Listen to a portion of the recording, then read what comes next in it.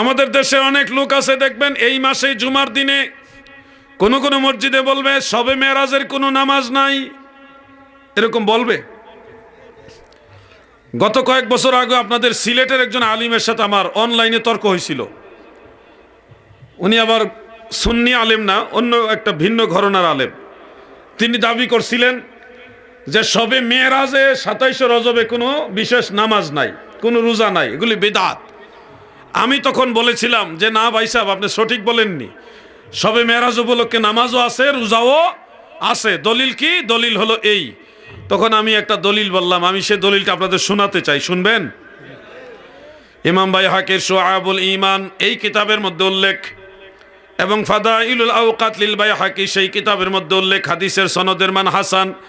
عن سلمان الفارسي رضي الله تعالى عنه قال قال رسول الله صلى الله عليه وسلم في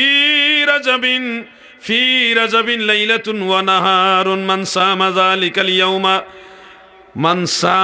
ذلك اليوم كان كمن صام من الدهر 100 سنة ومن قام تلك الليلة كان كمن قام من الدهر 100 سنة وهو 3 بقين من رجب رواه البيهقي سبحان الله। বিখ্যাত সাহাবী হযরত সালমান ফারসি রাদিয়াল্লাহু আনহু থেকে বর্ণিত, আমার দয়াল নবী বলেন, উম্মতেরা গো,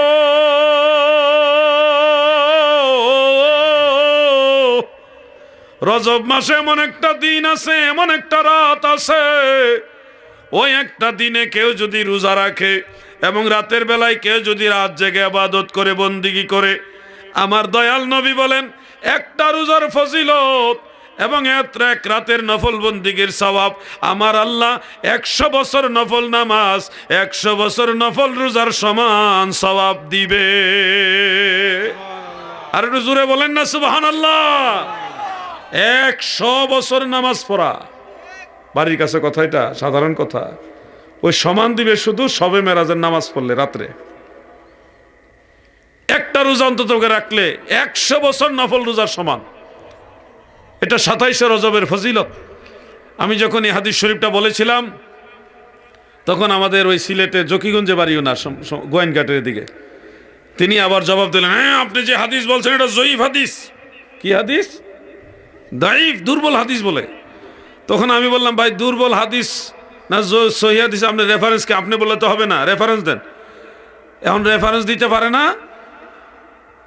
আমি তখন ওনাকে বলছিলাম পাল্টা একটা ভিডিও বার্তার মাধ্যমে যে দেখেন, ইমাম বাইহাকি রহমাতুল্লাহ আলাই ফাদাইলুল আওকাত সেই কিতাবের মধ্যে বলছে এটা হাসান সনদের হাদিস। এই দেখেন এবারত। এরপর উনি কয় না, আল্লামা আব্দুল হাই লখনভী রহমতুল্লাহ আলাই বলছে এই ব্যাপারে কোনো আমল নাই, অথবা এটা করা যাবে না, কোনো নামাজ রোজা নাই।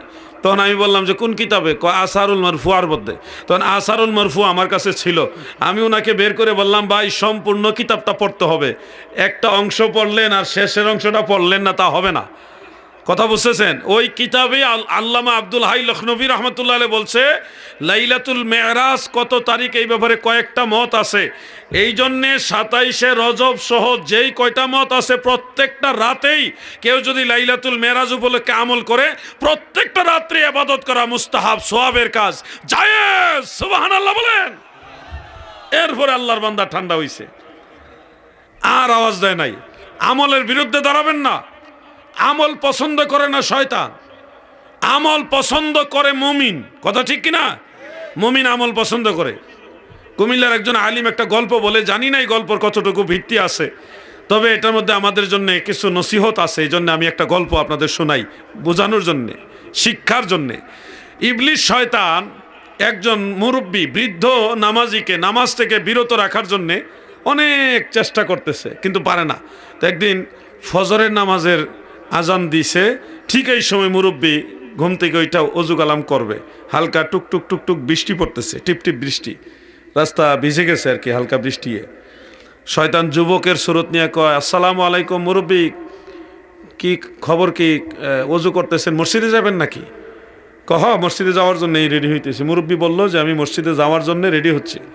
মুরব্বী কয়, রাস্তায় বৃষ্টি, আজকে যায়েন না, ঘরে ফিরে লান, ঘরে ফিরে নেন। না এই বৃষ্টি কিচ্ছু হইতো না, ছাতা আছে আমার। মুরব্বী বলতেছে আমার ছাতা আছে, আমার বৃষ্টি অসুবিধা হবে না। শয়তান যুবকের সুরত নিয়ে আসছে, এসে কয় না এই বৃষ্টি রাস্তা পিছলা হয়ে গেছে, আপনি বয়স্ক মানুষ যদি পিছলায় পড়ে যান কোমর ভেঙে যাব। তখন কিন্তু শেষ বয়সে অনেক কষ্ট, ডর দেখাইছে, ভয় দেখাইছে। মুরব্বী কয় এরকম কত বৃষ্টিতে মসজিদে গেছি, পড়ছি না তো, আজকেও পড়তাম না, আর পড়লে অসুবিধা কি, নামাজে গিয়ে ফিরে মরে গেল বালা। মুরব্বীর ইমান খুব কররা। শয়তানে কোনো ডর দেখায় কাজ হইতাছে না, বাইরে বাতাসও ছুটছে, আপনার ছাতিয়ে কিন্তু বৃষ্টি ঠেকাইতে পারবো না, এই এমনি কাইতে বৃষ্টি ভরে। এটা অসুবিধা না, একটু বৃষ্টি ভিজলেও পরে কাপড় চেঞ্জ করে এলাম ও বাসা তাইসা। মুরব্বী মানে একবারে নাসর বান্দা যাবেই। শয়তান কয় আপনি কি যাইবেনই? কহা যামো। কত তাহলে একটা কাজ করি, আমি যুবক মানুষ, আপনি ফিরে যাওয়ার সম্ভাবনা আছে, আমি আপনার কুলে করে লয়ে যাই। কি কতক্ষণ যাইতাম না, না গেলে ভালো হইব, কত ডর দেখাইলে, এখন তুমি কুলে করে নিয়ে যাই, বাচ্চা নেও। যুবকরে শাস্তি দেওয়ার জন্য মুরব্বী কয়তো আমার কুলে করে লয়ে যা।